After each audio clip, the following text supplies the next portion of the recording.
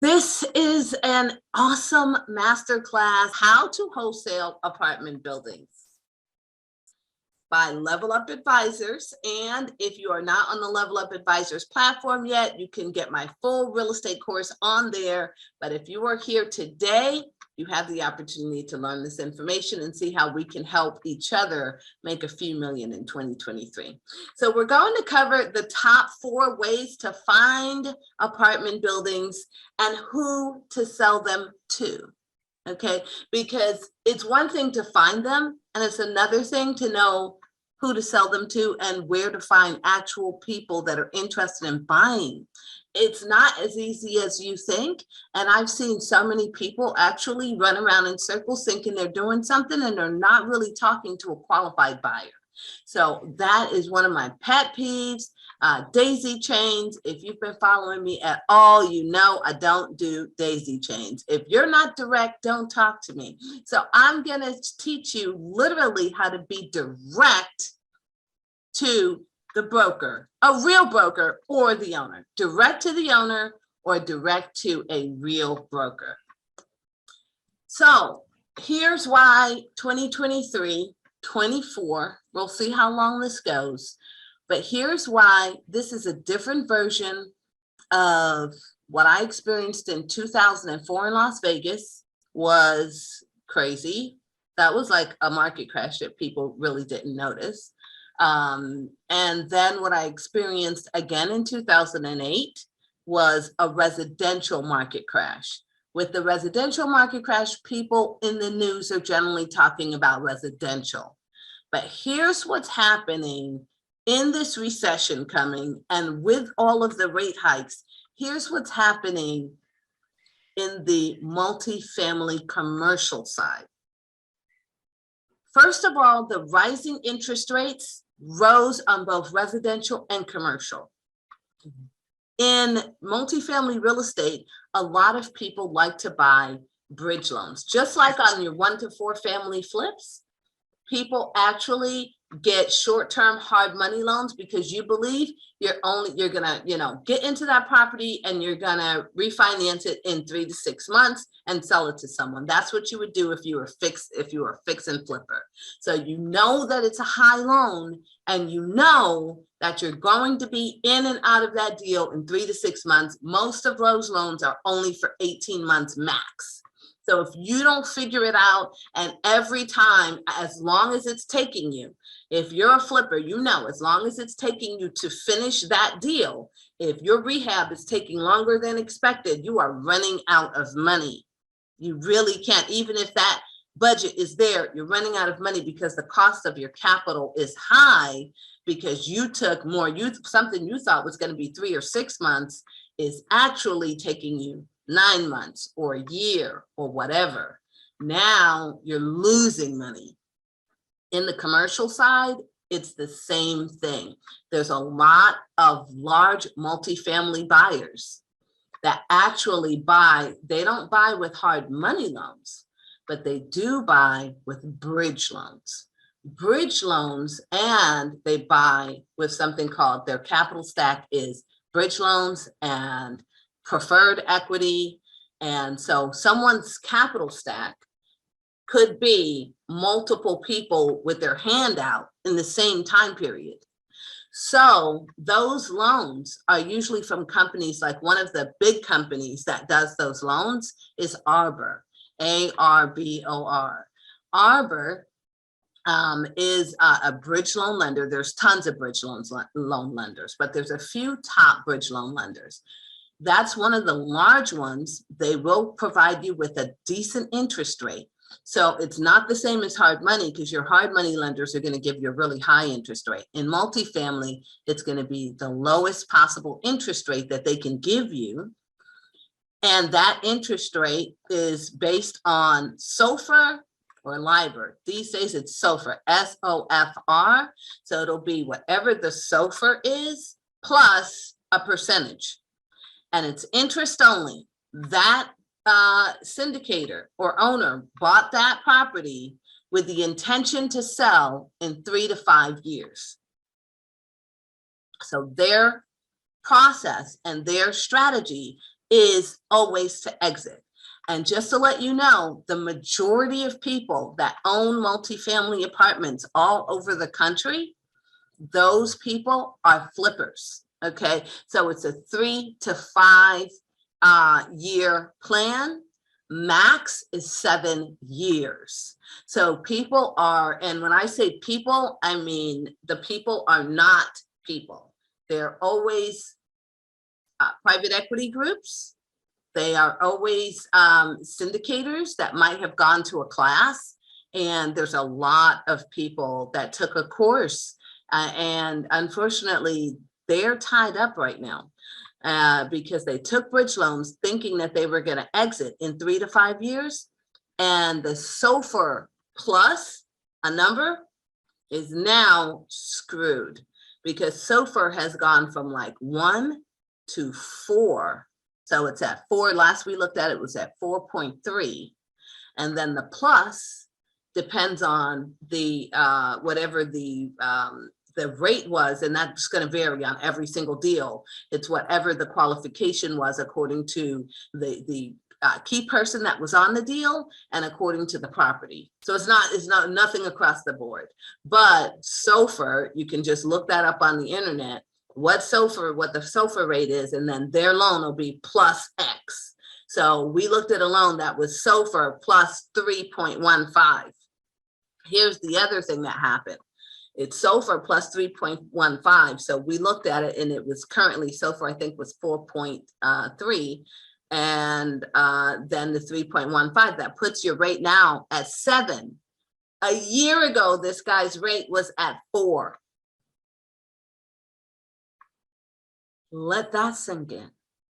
So when you do your underwriting, so when they are doing their underwriting, they underwrote everything based on their investors, how much money they were going to pay back their investors, how much time they needed to get it done.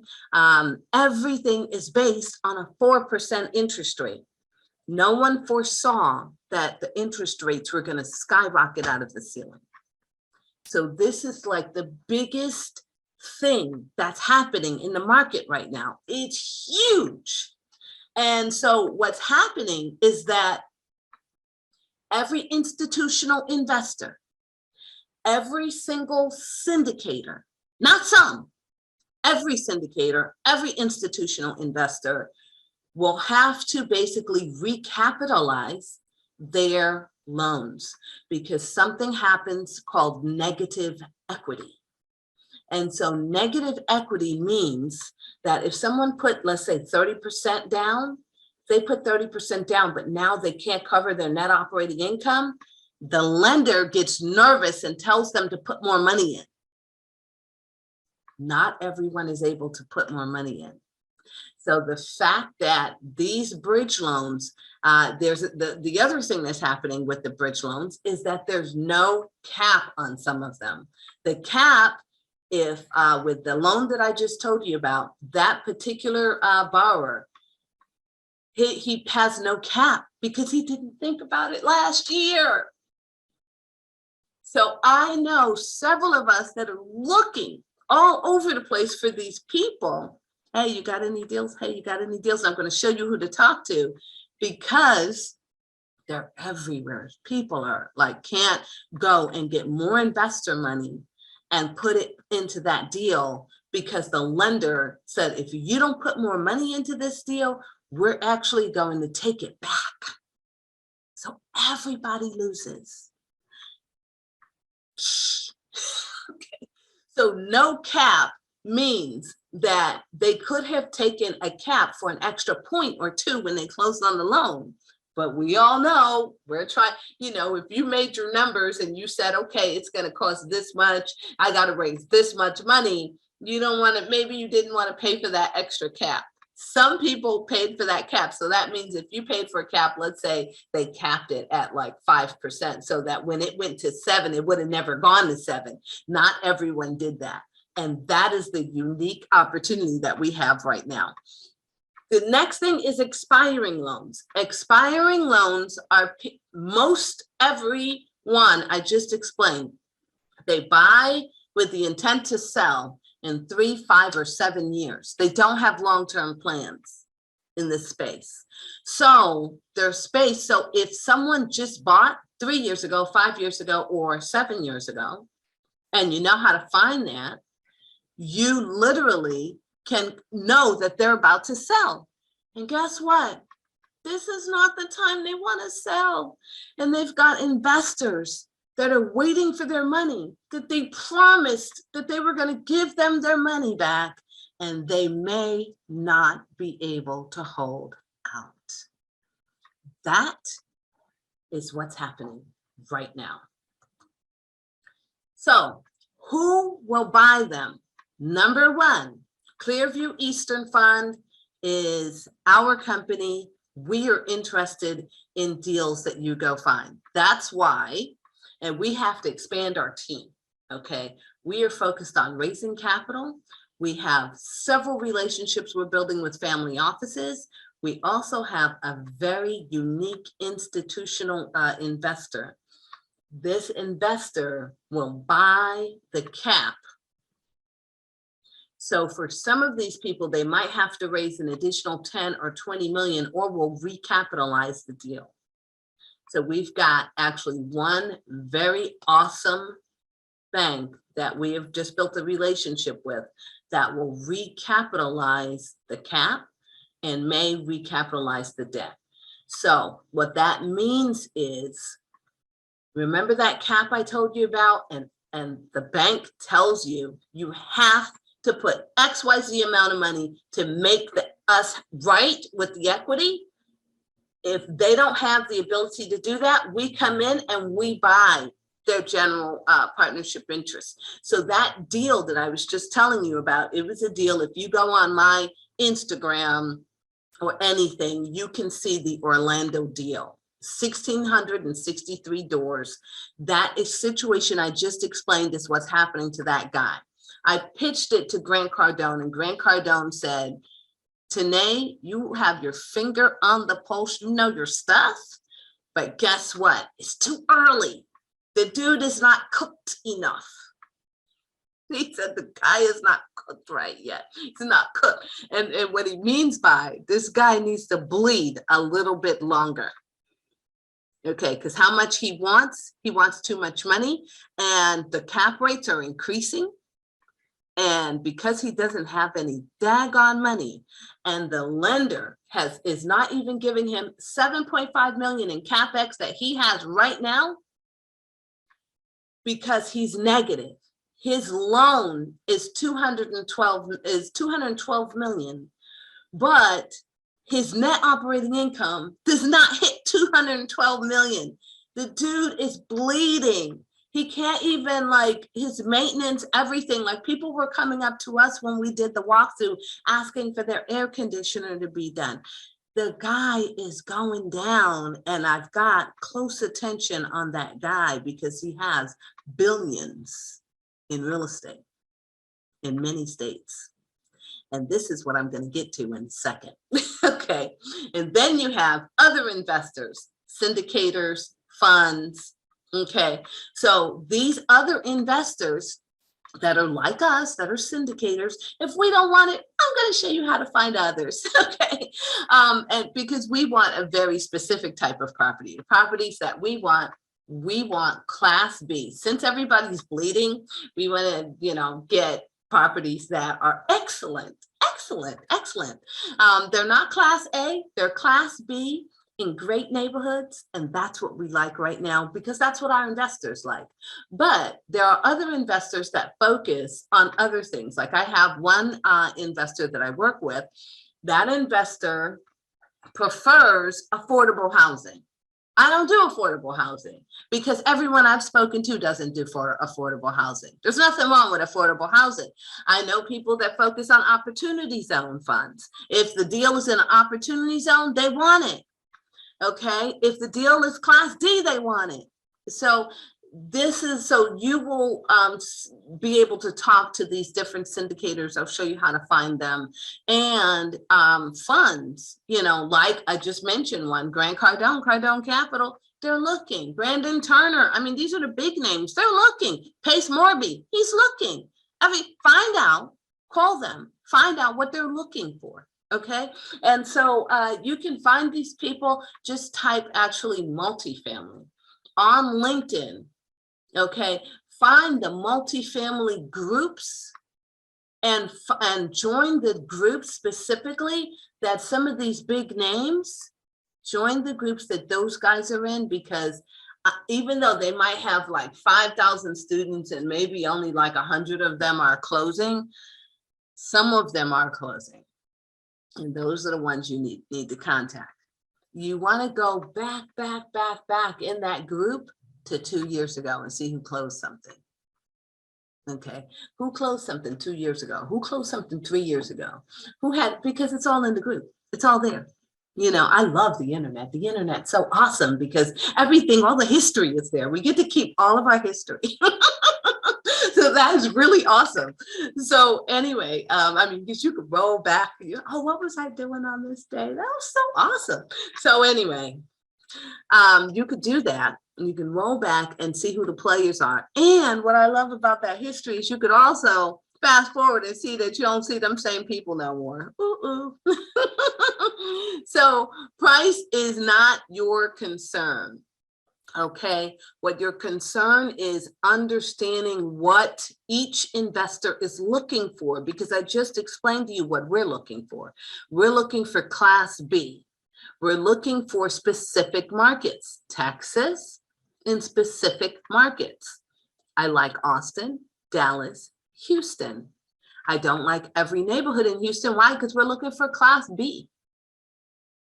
And the reason why we like those areas is because of this, and I'll show you. So Marcus and Millichap, okay, is your top broker. And actually they're the third broker in the country, second or third. I have the list in a minute, but they provide the best industry knowledge. So if you plan on being in this business, you can run around like a chicken with your head cut off, or you can learn your trade properly. And so when you learn your trade, you need to know high-level information. And the high-level information is what investors are looking for. It's why the market was chosen in the first place. It's not haphazard. It's not because of where I live, because I made that mistake already buying where I live. Buying where I live, New York, New Jersey area, is not where people are buying right now.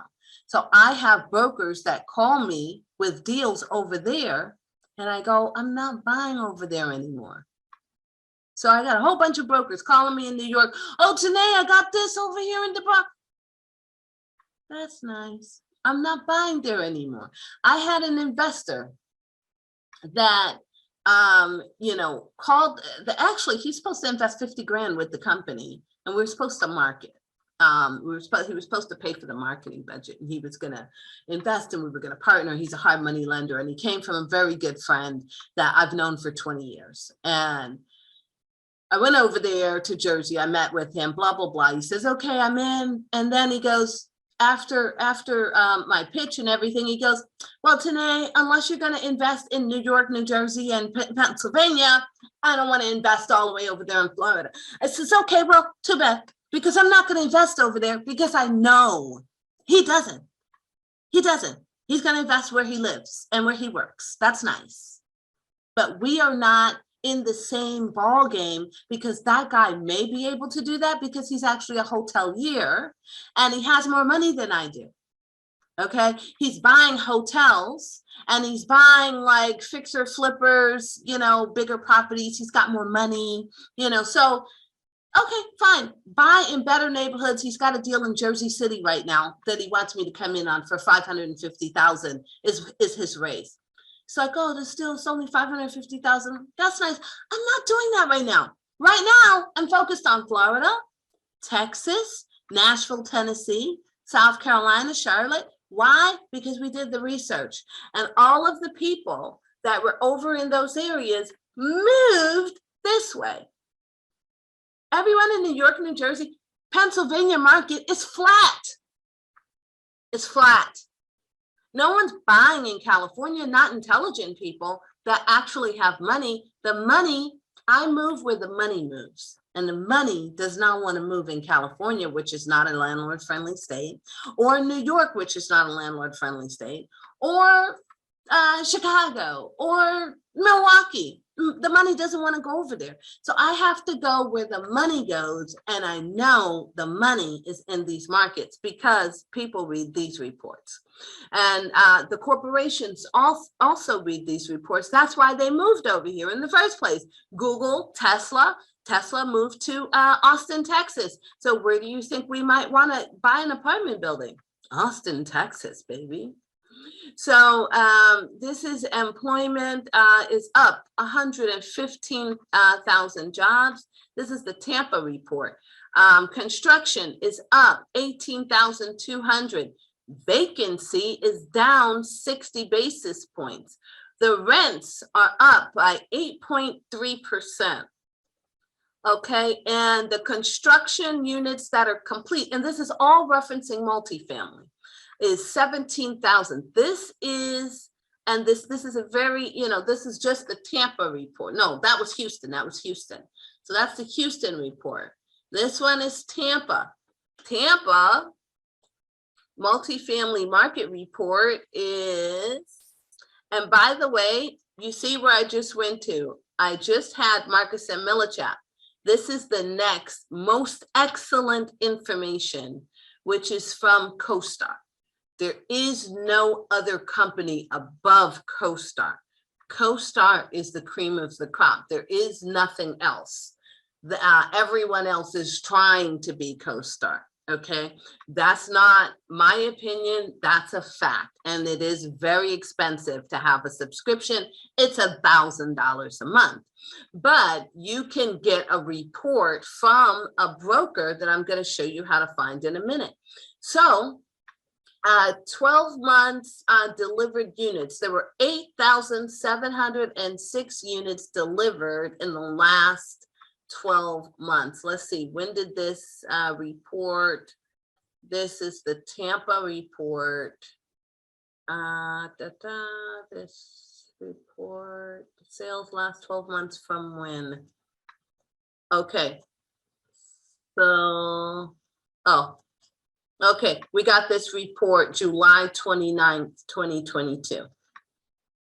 Okay, so 12-month absorption units, 4,000. Vacancy rate, 6.2%. That's important to me because that means I know that's important to investors because that means that we know what our vacancy rate is going to be. So when we're doing our calculations and underwriting and trying to figure out how much money we're going to pay investors, we know that the average market vacancy is 6.2%. So if you bring a deal and that deal has like a 30% vacancy, it's a big red flag. It's like, what? If it's anything more than 10% vacancy, it's a red flag. What's going on? What's happening? What's happening there? And so that is a red flag for the investor and a good white flag for you because it means that there's some problems. So if you see problems, that's good. So that's why this is how you can use this information to your advantage, because now you can say, okay, well, we know in Tampa, the vacancy rate is 6.2%.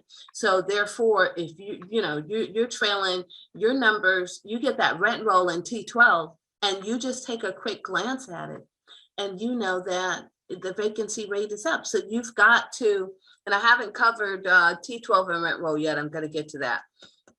Okay, so, this is some of the key indicators, the vacancy. This is the kind of knowledge that you have to have when you're just, even most brokers, I guarantee you, most off-market brokers are people that are playing and I don't want to say playing around, but people that just don't know any better might be on Facebook in some of those groups calling themselves off-market brokers, and they can't give you any of this information. None of it. They don't even know what a T12 is.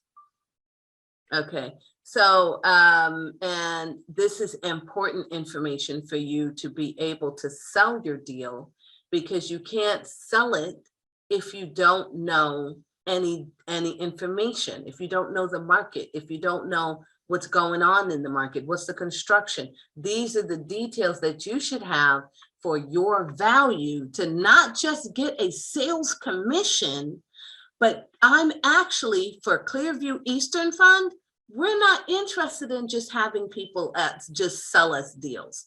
We actually pay you at the closing, you get a percentage, and we include you in the equity.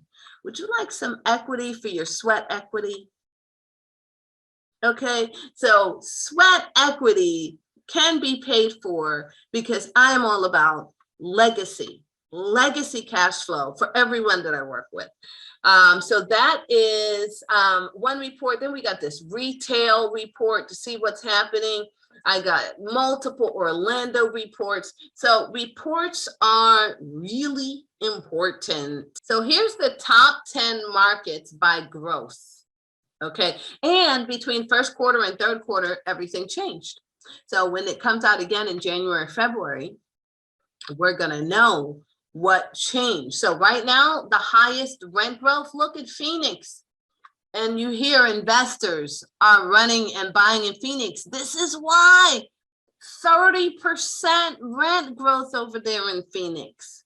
So when you're looking for properties, you should be looking in Phoenix. You should be looking in Fort Lauderdale, Las Vegas, Austin, Salt Lake City, Tampa, St. Petersburg, West Palm Beach, Atlanta, Orlando, Miami.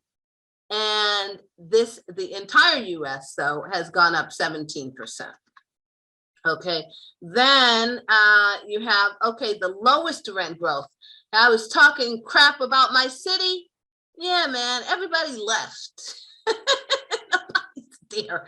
And it's so funny because you say nobody's there and people are there. There's plenty of people there, but a lot of people did move south. And Minneapolis, now Jersey. See, my two places that I own property, like, no. No. Detroit, no. DC, no. I've got a, and again, this is, you know, Pittsburgh. What did I say about Pennsylvania a minute ago? And that's just from my personal experience. And then you see it in writing. You see it in writing. Oh, yeah, okay, that's why. Okay, next. All right, so here is the top markets. Lo and behold, I just bought a condo here in Orlando. Thank you to my daughter and her stupid dad for moving here. But that's, I'm gonna scratch that. But anyways, so this is the place where I am, and this is where we're looking at properties in Orlando, #1 market, Las Vegas, Fort Lauderdale, West Palm Beach, Phoenix, Salt Lake City, Austin, Tampa, Atlanta, Miami-Dade, Denver, Dallas, Charlotte, Riverside, San Bernardino, Raleigh. So we're looking in Raleigh. So when we did our deep market research, we said, okay, North Carolina, but not everywhere in North Carolina. We're only looking at Raleigh because there's a whole bunch of corporations that just moved to Raleigh. And I can't name them off the top of my head right now, but we did our market research. And so Raleigh is hot, hot, hot right now. So we took down one property there that we jumped in with another investor, and it's a beautiful property. If you go into our investor portal, there's something very unique happening in Raleigh. What happened with that property is the sponsors were raising, I think, $7 million to take it down. We threw in $250,000. That particular property, he's a legacy cash flow company like we are.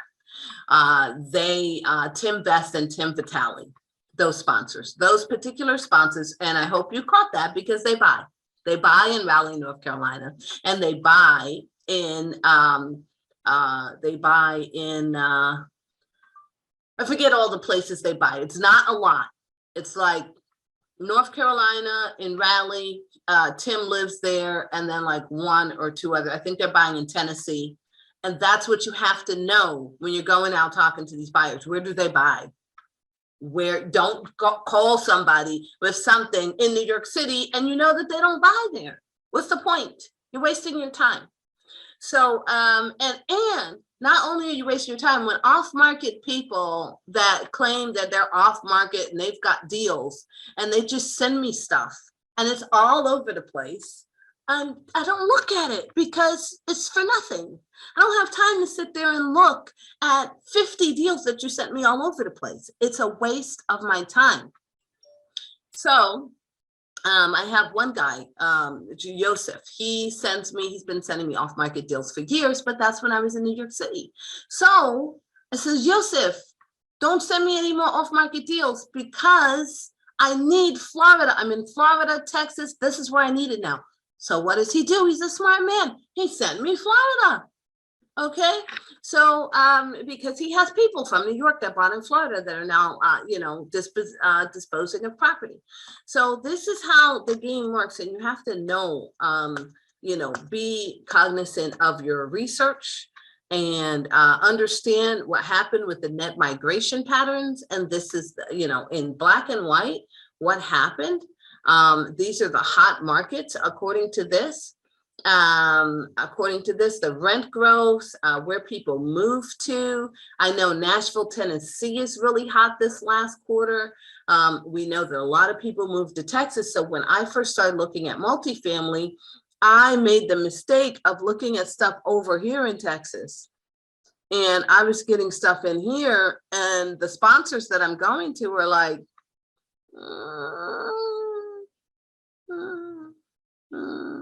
I couldn't get a sponsor, right?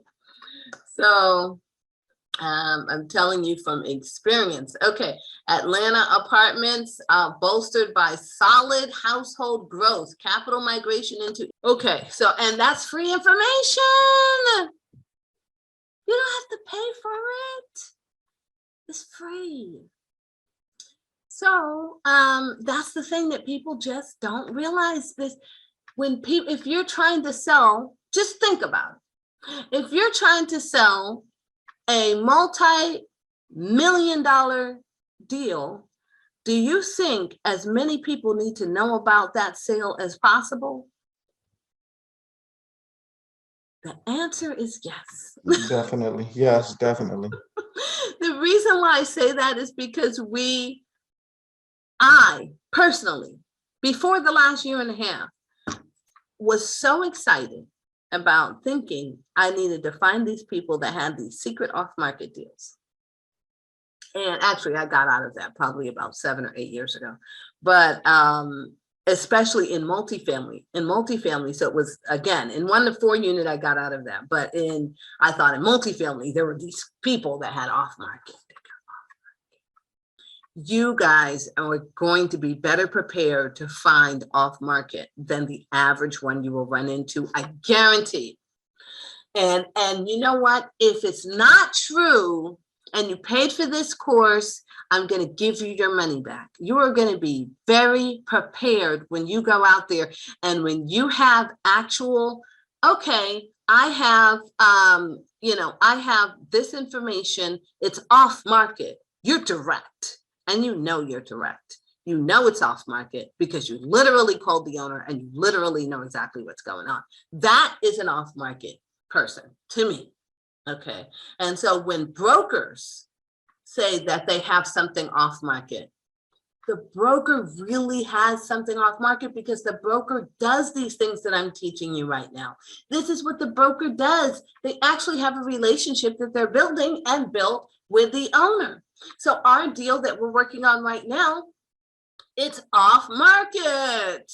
Off market simply means it's not on all the websites. And I'm going to show you what those websites look like. So it's not on the websites. But the funny thing about off market is when you're an actual investor, you probably got the deal. So even though it's off market, you may get the deal. So that's where some of you on this call that are saying, okay, I'm handling the buyers. I got buyers. I'm focused on buyers. So now you built your buyers list and listen, you're physically making a phone call. You're not sending an email with like 500 deals on it, because that's BS. You're not going to close anything. But if you literally, okay, this is what I'm doing. Hey, I just hung up with Joe. Joe wants to sell. He's got an interest rate of X. He's got, he needs to get out of it. His loan doesn't expire until next year. We've got all the details. We've got the rent rolls. We've got the T12. And is this something you want? You want it or not? Because I'm going to the next call. That's real. That's real. You're doing business now. Okay. And why are you doing this kind of business? Because you need to build relationships. That's why you got to make that phone call. You got to build relationships in this business. This is a relationship business. This is not a business of emails and groups and blindly putting your stuff out in the air. Because if you do that, your off-market deal now becomes on-market because you went and blasted it everywhere. Now everybody knows, and who knows, and don't you think that you're going to get an NDA signed, because I don't even care about NDAs anymore.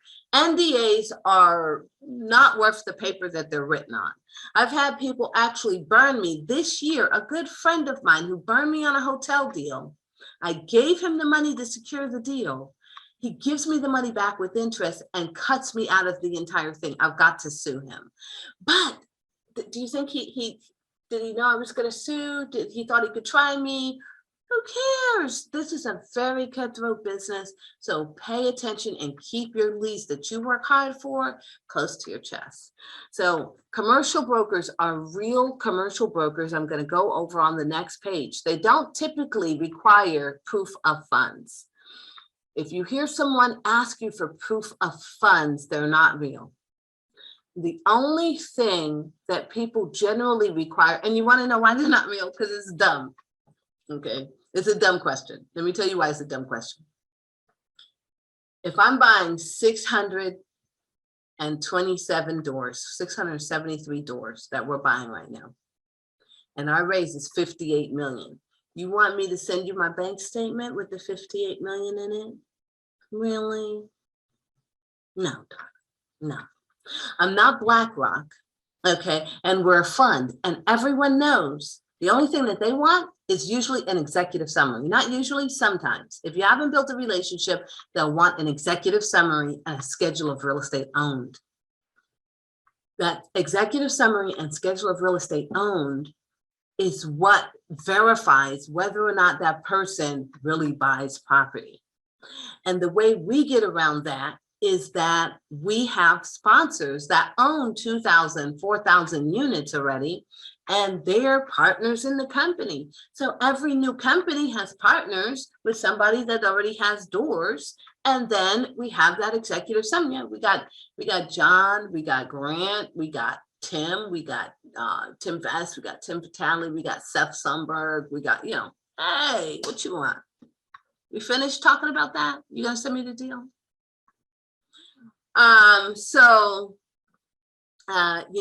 When you're talking to commercial brokers, you want to definitely build relationships. And when you're building those relationships, take these guys out to lunch. Like, for real. Take them golfing. Take them out, like literally. Let's go party. Hey, what's up? What you doing? I just want to call you Happy New Year's. Where are you going? Can I tag along? For real. Make friends, because people do business with people they know, like, and trust, and it's the same across the entire board.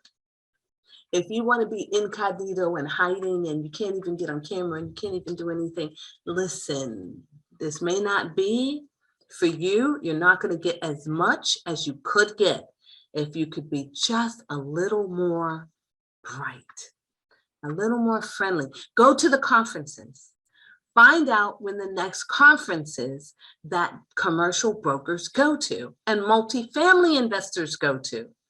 I can tell you right now that I'm going to be at the next conference, which is the LMN conference. That conference is coming up in February. several conferences. I go to the family, I'm a member of the Family Office Club. I'm a member of so many different things. And I know that I have to go to where the multifamily people are and the brokers if I want to be in this world. Once you start getting yourself ingrained into the world, it's just like an algorithm. Then everything you see, oh, you see an apartment building, oh wow, who owns that? Oh, let me look it up. You see, you're in the world now, like, oh my gosh, okay. And it's just like when you buy a red car. Nobody had that. Oh, I remember I wanted the candy apple red car. Like, I wanted candy apple red. And the minute that I go and buy the candy apple red car, I see that candy apple red everywhere. And that's just because that's how it is. So you need to make friends, and the commercial brokers are the commercial brokers. And I'm going to show you who's really playing the game and who needs to stop the cap. Okay. Then you have institutional buyers. Institutional buyers are companies such as BlackRock and CoStar can provide you with a report. Some brokers can provide you with that report of the top buyers in a given market. Okay. Those institutional investors are actually having the same challenges I explained a few minutes ago. All of them have to recapitalize their properties because the interest rates went up, and some of them don't have caps. You think they have caps too? No, some of them don't have caps. And when the equity is going negative, they have to recapitalize. So literally Goldman Sachs, Morgan Stanley, these guys who did the loans are calling in the money. This is what, if you saw The Big Short, or you saw like Wall Street, if you're like me and you love all the finance movies, just go watch any of those finance movies and you'll go, oh. Okay, it's happening right now to the biggest of the big. In the 80s, Bear Stearns was a great company. They're gone. From as I was growing up, there were Lehman Brothers, gone. When I watched Merrill Lynch. Merrill Lynch was almost gone too. Bank of America bought them.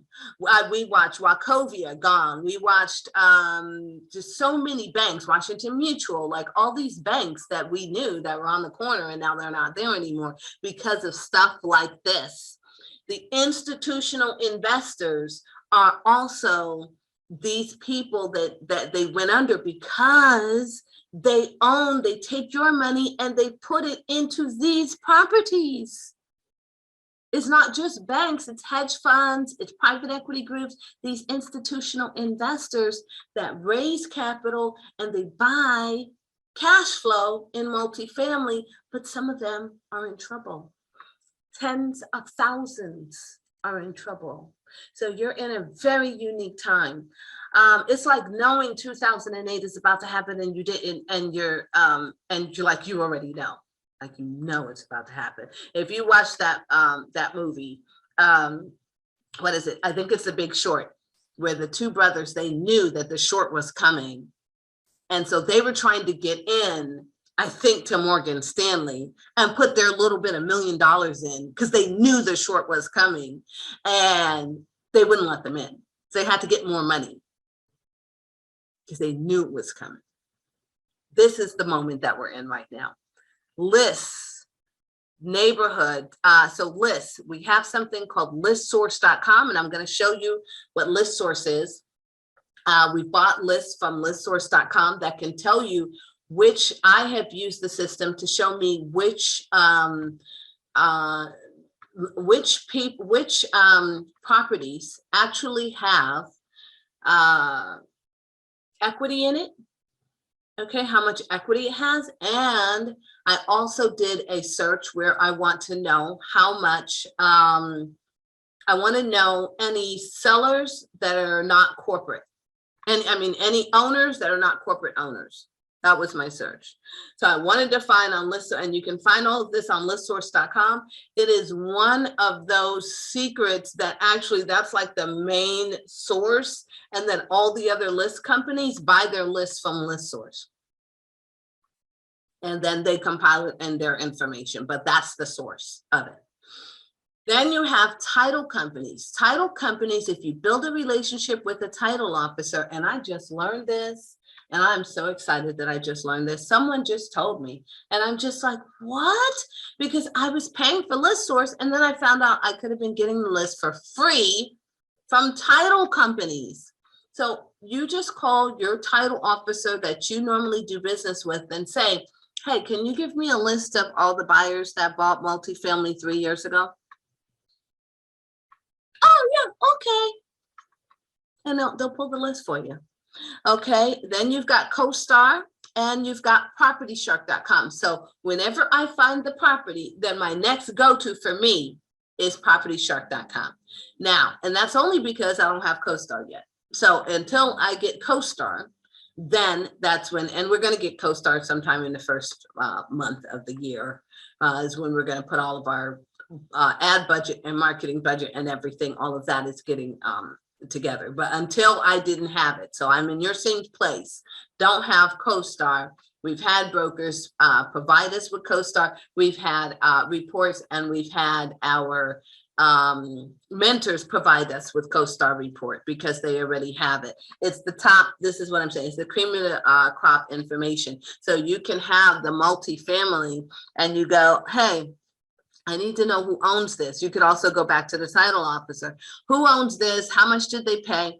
The other person with that information is your local property manager. So if you make a relationship with your property management companies that do large, and I'm talking about Gray Steel and, you know, ZRM and some of these big companies, if you go to the bigger companies and you build a relationship with them, they actually can look it up for you too. And they'll, hey, you know what? I was looking at this property right here. I wanted to know who owns it. Another one that I forgot to mention here is apartments.com. Go on apartments.com and literally look and see the properties that look lower rents than the other rents. If the rents are lower than the other rents in the neighborhood, it's most likely an owner that has not raised rents, and that's a good one to look up. So you've already got the address, you've already got everything. So I just showed you the markets. So now let's say you want to look in Fort Lauderdale, I'm gonna go to apartments.com, look up on apartments.com, see all the properties, look at the worst property on there, and then call that owner. Call that owner, call them. Get the information on how to call the owner and go from there. And I'm going to show you that in just a second. Then you've got your social media groups. Social media groups are wonderful, but I just really warn you not to go to people that don't know their stuff for off market. When I talk about social media groups, I'm talking about going to the mentoring groups to find, on this slide specifically, to find deals. And you're finding deals not from someone claiming to be an off-market broker, but from someone who is an owner. Okay. You're going to Pace Morby's deal. You're going to Brandon Turner's deal. You're going on Bigger Pockets. You're looking at YouTube and seeing who's talking about multifamily commercial. And then you track that person down and see where his group is. And you track that person down. Go and make sure your LinkedIn is filled with the people that you need to talk to. Go and find out who the buyers are and then make friends with those people on LinkedIn. Okay, that's what we do. That's what our team is doing. So here are the commercial brokers. You've got Marcus and Millichap, CBRE, Newmark, Cushman and Wakefield, JLL, NAI Global. Then you have the garbage dumps. Now here are the garbage, and we call this the garbage dump because I just named the top 6 brokers up there. Actually, that's not even the top 5 brokers. JLL isn't in the top 10. So you got Marcus and CBRE is number 1. Marcus and Millichap, I think Cushman and Wakefield number 2, Marcus and Millichap's number 3 for NAI Global. I'm going to show you on the next page. LoopNet.com is where you go to find deals that some of these brokers couldn't sell. So after they couldn't sell it, then they put it on loopnet.com. Okay. But it's great to go on loopnet.com and find deals that way, because you find a broker and you build a relationship with that broker. Okay, then Crexy.com is also where these brokers will put stuff. So here's the thing, LoopNet and Crexy.com is where you can find all the different properties in one place from a lot of different brokers, and then the link will take you to that broker on Crexy.com. On LoopNet, you've got to call the broker about the property, okay? But every single one of these brokers, it's your business to know who the actual brokers are, the top 10, and who's actually selling. Here's who's actually closing deals. CBRE did $388 million last year. This is in the millions. And actually, I feel like this might be in the billions, because I don't know why this number is like that. I know that the number is not 1,000. And so the information I got it from, I believe it's in the, so 388 million from CBRE. Cushman and Wakefield's 160 million. Newmark is number 3. Newmark, we have a lot of deals coming in from Newmark for us. Newmark's one of our top brokers. And then she gets a lot of deals from, I don't even see them. Oh, Lee and Associates. She's gotten deals from, but on every single, oh, and we get deals from Berkadia, okay? And so this is who's closing, okay? Who's closing? Who's closing? You need to know who's closing, because if they're not closing, they ain't got your money, right? If they're not closing, they're full of it. So even in commercial, look, you have people, then they're not closing anything. What are you doing? What are you doing in the game? You only did 1 million Grace Steel. That was surprising. But Grace Steel is is actually not, they are a property management company. So they might have had a deal that they bought themselves and they closed it. Okay. Let's see. SRE, I don't even see where's Berkadia. I don't know why Berkadia is not here, but maybe it's number 10, because Berkadia definitely. So anyway, now the last, is this the last one? So also what you want is bankruptcy. I found deals through bankruptcy. So I have a particular broker that I work with in New York that I almost bought this 29 unit building, and I stayed in touch with them. And when I say I almost bought this 29 unit building, like I literally almost bought it. Like I was so close to buying this building last December. And it was just fabulous because the owner did a bankruptcy, and the owner's bankruptcy was a Chapter 11, but the owner made a mistake and did a Chapter 13 himself. So he made a huge mistake, because if you know anything about bankruptcies, Chapter 13 is for personal. Chapter 11 is for business.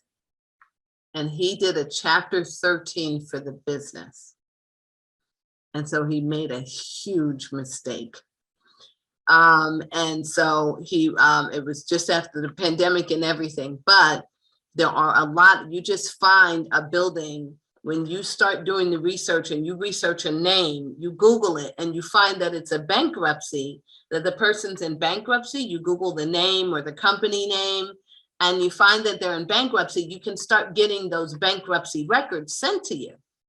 And so as those bankruptcy records, anytime anything, then you start finding out, what does this whole company own? And you know that all of those properties are for sale. This list was all MSA with corporate and multifamily 10 units or more on list source. So we found, and so here's what that means. So here's the owner name. This is the owner name. And then the name of the property. Oh, why is this in New York City? I couldn't have done New York City. What is this? Maybe they're from New York City, but yeah, the property is in Orlando. Okay, so see the address of the owner is right here. So the address of the owner is in New York City, this particular company, 190 Lexington, but this was the, so we have that information. And then we also have the information, let's see, it's 2:19. I'm over an hour. And then we have this information here about the property, okay, and how many units. So the list, I don't like the list source data actually, but it does give me a list of owners. And the reason why I don't like this data is because when I asked for 10 plus units, it gave me some 4 units and some 5 units in it. But as you can see, I got a list of owners. So I have a list of owners. This is my favorite site that I use because I have been in the business a long time and they were here before everybody else got here. So there's probably better platforms, okay? But this is how I get a report. I'll look up the report. Once I have the address, I'll go on here and look up the report. And the report will tell me the owner's name. It'll tell me what the property value is, the market value according to the tax assessor. This is the property. This is owned by Texas Chevy Chase Downs Apartments. I know that they bought that apartment complex in 1994. Remember, I said you need to know the data of when they bought it. 3 years, 5 years ago, 2 years ago. We got some pictures in there. We got some data on the map. And now here's how I will find. And this information is categorized differently depending on where you're looking. So we know we've got an address. So remember, you can have your postcard game on and send postcards out. But I know what you want. You want this right here. Guess what? In Property Check, it says, who's behind the LLC? This is actually giving me Texas Comptroller to look up. And then you got to put in the entity name. Depending on the state, that's why Property Shark is not as good as some of the newer ones, because depending on the state, but at least with Property Shark, I could at least I know who the owner is, right? And then I might use another tool to go and find more information. So then all the documents, now this is where I love to find information that people, I think I'm very good at finding out who the owner is this way. So we know that we got a company, but then if you got the ability to look up the title documents, now you got a name. Now I got a name. Okay, assume name, Cat Trujillo Music Publishing. Okay, this is 2016. That's the last document. Okay, Catherine Trujillo. So that is within, when did these people say they bought it?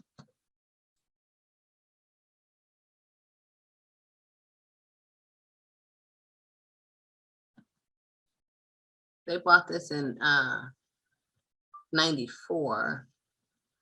Okay, so they bought it. So look, this is actually, this property is next door to one of the properties that we're buying in Texas. And that's why I was looking it up, but I didn't really get into the weeds. We're going to go ahead and put an offer on this property over here because this is personally owned by someone. So they've owned it. Look, it's the same people. They had a hospital lien on their property. So look, this tells me everything that I need to know right here. They bought it in 1994. The last deed is right here. This is the last deed. There's no deed since then. So This deed, Texas 1992. Okay, deed correction, deed. All right, deed correction, special warranty deed was here. Went to Texas Chevy, Chevy Chase Downs. Then you've got someone named Abdullah. I don't know what that is. Teresa, Chris, what is this? YB Dirty Auto. We gotta figure out what all that means. Hospital name. How could I have all these things? So this is when I start getting into the weeds. But I can look at this. The deed is not here. The deed is not here. But I start calling people off this document. So we got a name, right? We got a name. We got this apartment. Now, I don't know if this is just a tenant. I don't get it. I don't get it. But I would call that person. I'd call them and find out. And you want to know how I'd find their phone number? I'd find Cat Trujillo. Okay, Cat Trujillo. Google is a dangerous place. Super dangerous. Oh, she's on IG. I've literally contacted people on LinkedIn. Now, we don't know. This could just be a tenant. You know, I'd have to actually go through all of these documents. And try and start researching and understanding what's going on. Oh, this person is, oh, remember the music? So they're a music video person and they own that complex. Oh, Catherine, I'm gonna call you, dear. See? Just start Googling things.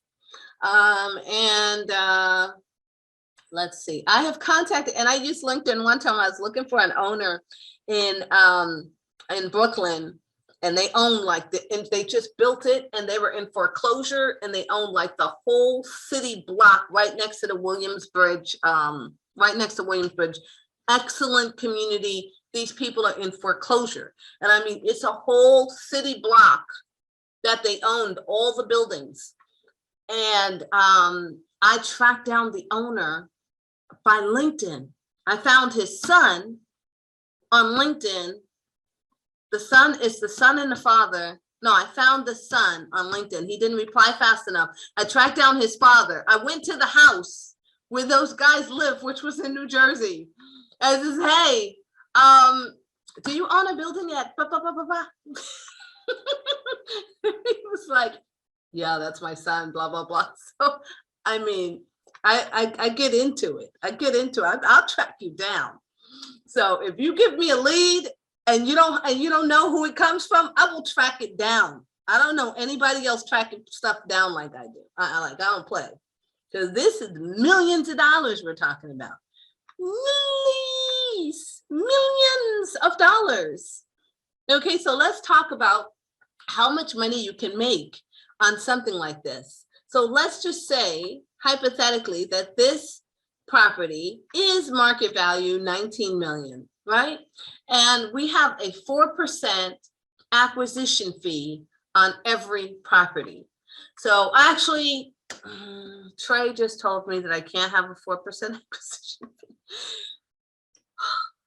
We usually have, it's between 2 and 4%. Trey just told me today, you can't have 4% when we're trying to buy Class B now. Oh, really? So we can't eat that much because the investors' numbers are not as high as they were a few months ago. So now we can only, offer like a 12% IRR, whereas earlier in the year we were doing 18%. So now our numbers, everything has to scale back. So we can't do 4, it's 2%. I stand corrected. It's going to be between 2 and 4%, depending on how much money we can make on the deal. So everybody who helped to put that deal together, our underwriters, that bought the acquisition, you're going to get a piece of that.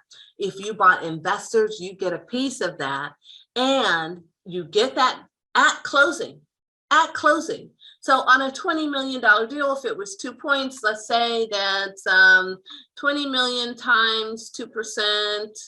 I'm so slow. 20. 380. I'm so slow. That's 400,000. So, Oh, yeah. right. So you would get a piece of that.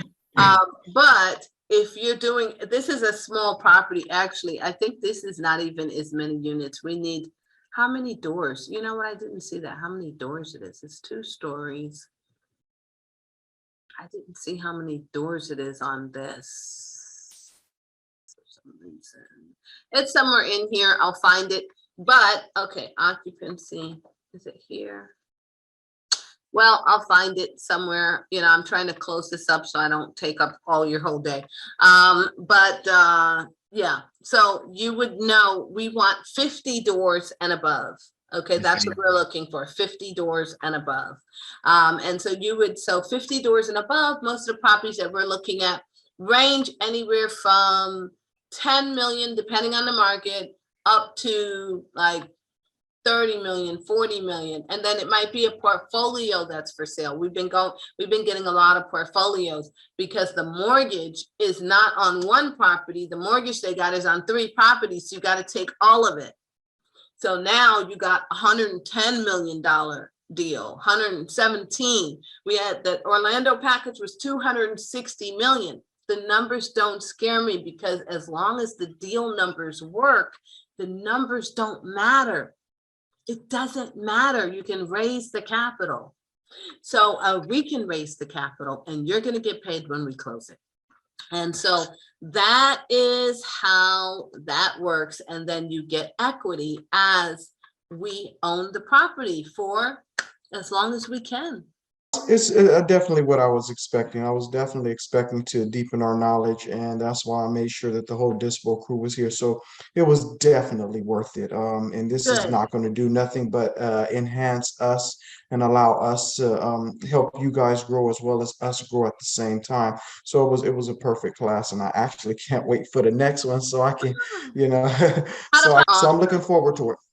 Remember, I talked about, I forgot that I didn't go to like, okay, so this is and this is a private group, right? So this is a private group, so you're not gonna find it. You have to be invited to this group, but this is for, you know, everyone in here is syndicators or trying to be syndicators. And remember when I was saying about going back and finding stuff like from a few years ago, and see who has stuff, look at who's selling, who's not selling. You know, you could also, when you go on LinkedIn, well, actually, let me give you,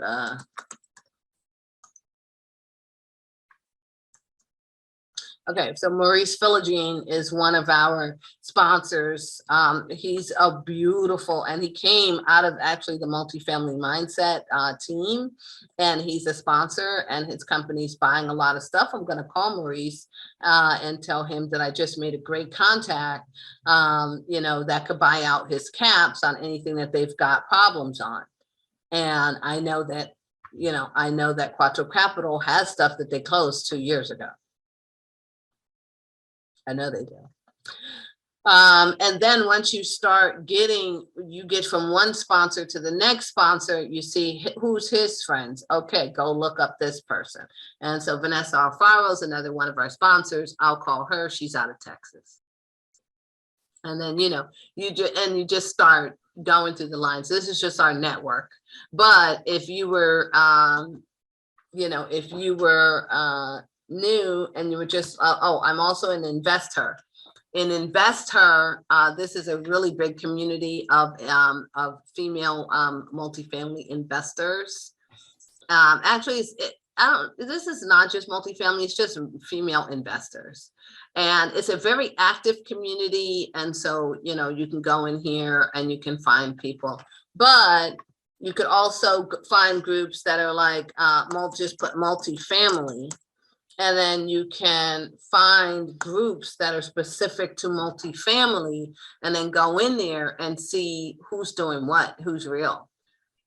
You know, who's real. These are the groups that I'm in. Let's see, multifamily opportunities. Go in there and see who's real. See which groups are active. and then go back, you know, you just type multifamily, and it's the same thing on LinkedIn. What I like to do on LinkedIn to find sponsors is I will go and I'll type multifamily on LinkedIn.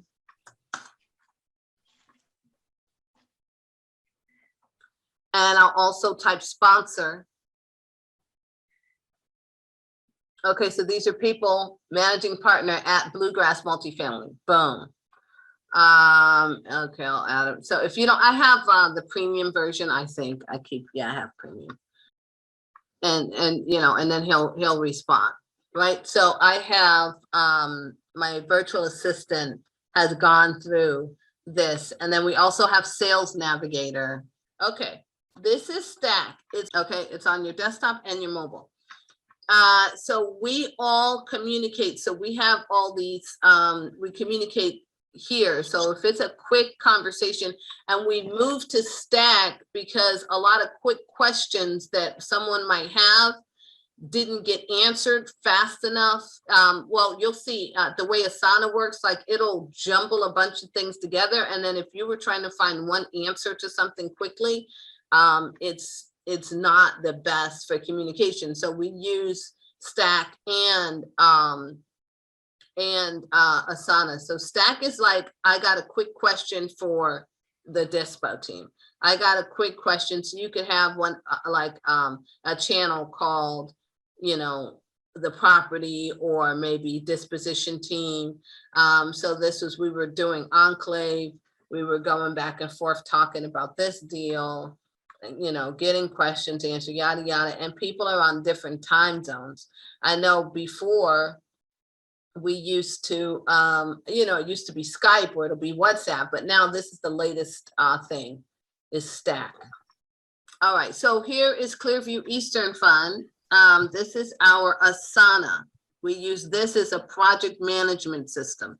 You do not have to pay for it. So when we have this set up, this is our market research. And then, you know, so we have the market research I was telling you about. Okay, here's the asset management. Okay, here's what happened with this. Here's what happened with that. All this market research, this is how we chose where we want to buy. And then based on that data that I showed you. And then ready for neighborhood, when it's ready for the neighborhood search. So Mira will find a deal, and then, or one of you will bring a deal, Mira will look over it. And as long as it's good to go into the pipeline, then Shanroy goes and finds all the information about the crime report. We need to know about the crime in the neighborhood. We need to know about the schools. We need to know about the rental comps. He physically calls the different companies at the complexes. So if there's an apartment complex, the apartment complex next door will physically call them and will act like a tenant and say, hey, you know, what are the amenities? What are this? What are that? So because we make money on those additional amenities and find out how much the rents are in the neighborhood and then compare that to the T12 and the rent roll. Once it's ready for underwriting, Shanroy moves it to this column, and there's nothing in this column because I kind of laid everyone off in November because nothing's happening right now. So they're going to come back around January 15th, and that's how that's going to work. Okay. And then Mira will be, but this whole pipeline was filled. Once it's finished, once Caleb is finished with the deal, this is what Caleb has to underwrite it. Once he is finished with the deal, he puts it over to, not finished. Once we know that he's underwriting it, then he moves it over to underwriting in progress. So we know that he took it and he moved it, okay? Once he's finished with it, then it goes over to this bucket, and Trey and Ashley look, and Trey and Ashley doesn't look at it. I look at it now. I'll review everything in here and, you know, to see if I like the deal. So this was in 1982. 1982 is 671 units, 2400 Briar West, Houston, Texas. Offers were due October 20th. That property did not sell. And this is our underwriting. This is the work that Caleb does. Actually, why did that property not sell? Oh no, I know what happens. Okay, so here's what happened. When we put out offers, we put out dumb offers that nobody else does. This is not a thing, and I noticed that people think I'm crazy, but I don't care, as I was right. So, so the ask was 73.8 million. I want to know how much we can buy it for, where our debt service coverage ratio is going to be covered, and where we're going to be able to make our investors enough money. And if we can't do that, then we can't pay you 73. If I did the 73 million, the ask is 73 million. Now here's why. Look, we can't cash flow. And now here's the debt. Here's the debt. Let's see what debt he has on there. He's got the debt at 6.5. That's today's interest rates. 6.5 interest only. At 6.5 interest only, we do not cash flow with the income that the owner is bringing in today. The income the owner is bringing in today is $3,816,000. All of his expenses is too high, and so therefore it doesn't cover. And we're not able to pay our investors. We're not able to pay our investors. So this is why you have to get this rent roll. This is why this is what determines the price. It's not whatever you think. Okay. Okay. So this is the property, right? This is the property. And then he called on this property, which is within 0.6 miles of this property. And then he also has to find the same exact year. It has to be within the same year. So brokers, when you get the broker package from someone and they do the OM, brokers do lie. Brokers are liars, because what they'll do is they will give us the comps on their sheet that shows everything about the deal. And that property here it is. I have it here. I didn't go over this. I knew I didn't go. So here's why you want to go to those brokers, because I hear a lot of people like, oh, I don't want to go. I don't want on market because everyone's seen it. That's not true. Stop that. That's not real. It's not true. Everyone hasn't seen it. We have had, because when we take these deals so far to our sponsors, they didn't see it. And we got them from the website. They didn't see it because they don't have an acquisitions team literally going to find the deals. So that's not what they do, because they're at the level already where they just have people bringing them deals. So everyone didn't see it. It's not true. I swear to you. So this, look, proven value add. Remember I said CBRE was #1. Okay, and see, they've got all the information on here that you need to know. That's one of the reasons why you definitely want to get the broker information, because then you build a relationship with a CBRE broker and you start getting this stuff straight off their website. You don't even have to call them. I think I didn't say that. You don't have to call them. You go straight to the CBRE website. You go to the Marcus and Millichap website. You go to crexy.com, and all of this information is on there, or you have to request it. Either you have to request it or you have to register for the site, and then you will get this information. Download it. It's all there. No one, see, no, I can't give you any information until you give me your own proof of funds. Not real. This is big time for us. Yeah. Definitely. Yeah. But you know what? The light bulb came on in my head saying last year, like, wait, after we really started getting to it, because everyone, it's an energy thing. You know, we were talking about it. It's like, who are you talking to? And everyone that you're talking to in that space only knows that information because they didn't go to the next level. So they don't even know that there is another level. I didn't know that these commercial sites were here. I only knew about LoopNet before I took that course. LoopNet, nobody, like, that's Loop. It's not LoopNet? You mean you could, really? Oh, snap. So this was like revelation to me too. I'm like, oh, snap. It's definitely revelation to me. Mhm. So yeah, I was stuck on the LoopNet thing too. So this just boom, you just don't know the knowledge that I received just from this little class right here. Boom, 10,000 miles per hour, I'm gone. Yeah. Okay, so look, and see, they underwrite for you. Look, this is their underwriting notes. They underwrote the deal already for you.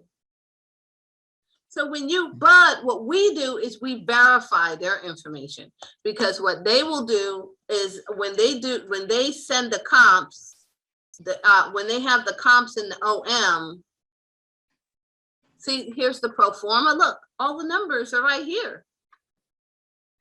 The T12, the pro forma. The only time you need the rent roll, everything's there. This is for on market. When you start off market, that's when you got to ask them, the owner, to give you the rent roll and the T12. Now, the owners that don't have rent roll and T12, their properties end up sitting there. I got one right now. The guy's 80 years old. He doesn't have the rent roll. He's been self-managing it. And So there's no way, well, I kind of know the answer to this, but for is there any way to work around not having a rent roll and doing underwriting? no, there's no way. The No way. problem is, you got to be hard to sell it. It's going to be very hard to sell it. Okay. Because right now we're gotta remember where this deal is. My underwriters, she's underwriting the deal right now. She doesn't have the rent roll for it, and she can't finish the underwriting. She says she's gonna try and work around it, so that's why I was asking that I question. mean, you can do the workaround, but if you're trying to flip it, the problem is the investors. If you don't have a real rent roll, like, somebody's got to provide the rent roll, and then when you get to due diligence, he's going to need to provide his bank statements. Yeah, and then they'll do something called, the worst case scenario is that when you get into due diligence, you'll do something called a estoppel certificate. So that estoppel is basically an affidavit, and they have to go from apartment to apartment, checking the leases and going over all the leases, and then asking them how much do they pay. Okay. Because the owner, I guarantee you, is not going to get anywhere near top dollar, because we already know off the top, he doesn't have professional property management, and he's handling everything himself, and he doesn't even have good books. Forget about that property. Like, you giving me that property at 30 cents on the dollar. Stop playing. Oh, yeah. Yeah. Okay. Yeah. So, because nothing can be verified. And then, and if he doesn't have a rent roll, he doesn't even know when somebody's supposed to pay. Oh, you know everybody by name, huh? Oh, Mary's supposed to give you $700 next month. Stop playing. Yeah. And so I was looking for the daggone comps. Okay. So anyway, they usually give you the comps here. And the point that I was trying to make is that when they give you the rental comps, okay, it's right here. So here's the rental comps. So they'll say, okay, this property and this property, and this is how much this property is, and so on. But what they don't do is make sure that those properties are actually the same year as the other property. So if you have a property from 1974, the rents cannot compare to the one from 2001. That just happened to us yesterday, because Trey called me and because I was looking on Google Earth to double check Shanroy's comps, because they sent us comps. Now we double checked it and we double check it again when it gets to Trey. And then he said, tonight there's a building behind this building, brand new A class. That's 1,100, and we got comps 1,100 a month for 1 bedroom, 1 bath, and our numbers for the rents for 1 bedroom, 1 bath is 1,400. We're not going to get 1,400 because there's a brand new building behind the complex. This complex is 1997. This was just built 3 months ago. Oh.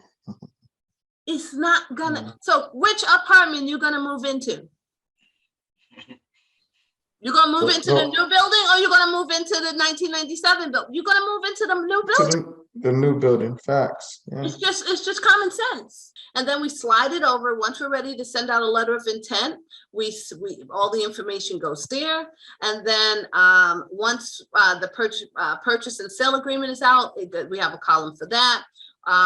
For capital raising, we have a column for that. We have a column for marketing to-dos. We have a column for new stuff to do. Then when we are finished working on deals and we're not doing anything with it, we move it to archives, because we don't delete it. We just put it in archives. Why? Because we're going to go back. If we looked at something and all the archives that I had from last year, we call them back. Hey, is that still available? What's going on? I could talk to the broker again. Hey, how are you, Joe? What's going on? Did you sell that deal? You did? Oh, who bought it? Okay, great. What was the loan on it? Was it easy? Blah, blah, blah. You know, you can just keep talking to people, and you're building a relationship. And you're building a relationship, and you're seeing if the crazy numbers that the owner wanted, if that's what it sold for. You know, you could look back at your underwriting and go, oh, yeah, this didn't sell for that. So if you've been, and I've been doing this for years, I'll go back and look at deals that I didn't buy, that it just didn't work. And I'll see, okay, what did y'all sell it for? Did it work? Did it work? Was I right? I like to see if I was right, you know, okay, so this is the rent roll. It's got all of the apartments. So the rent roll might be on the OM. Okay, you saw, I actually showed you a rent roll already. It's on the OM, but even if it's on the OM, which it's called offering memorandum, you still want to ask the broker for the rent roll. Okay, and that is, the rent roll is what each apartment is. Okay, so the rent roll does not include the expenses. And so then to know what the expenses are and what other expenses are, and the electricity and this, if there's any rubs, then we would have to have the T12s. This is the T12. So I hope that everyone enjoyed this presentation.